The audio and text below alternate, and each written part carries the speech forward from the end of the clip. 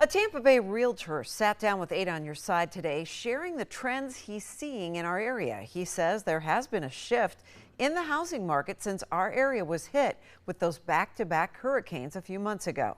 News Channel 8's Nicole Rogers joins us. She's live in St. Pete with what he had to say. Nicole.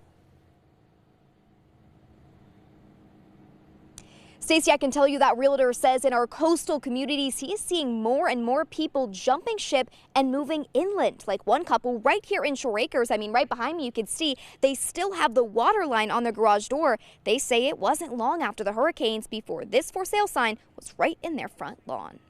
Thomas Andrews and his wife Stephanie packed up their baby and 2 dogs and headed inland for Hurricane Helene, hoping they'd have a home to come back to. We hoped for the best when we went to the hotel in Orlando, but we started to get videos and texts and stuff like that, and didn't end up the way we wanted, obviously. And this is what their Shore Acres home looked like when they came back. With a fridge on its side and a water line waist high. And like everyone else in the neighborhood, almost everything they own ended up on the curb. Now they're living in an apartment faced with the big question of what comes next. 2 dogs, a baby, it's tough to go from living in something that's 1,600 square feet with a backyard to going down 5 flights of stairs every day for daycare. And with that decision comes a lot of considering factors. Stephanie says elevation is on the very top of that list. No flood zones. None. What trends are you seeing right now in the Tampa Bay area? Right now, I mean, a lot of people are obviously moving inland or maybe forced to move inland because of what's been happening. A lot of people are just, they're sick of going through storms. We sat down with Derek Silvers, a broker associate at Future Home Realty. He says there are more people than ever now taking elevation into consideration when buying a home.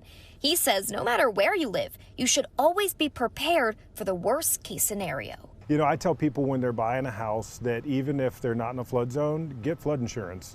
Flood covers rising water. There's not anything else that, covers that unless you get flood insurance.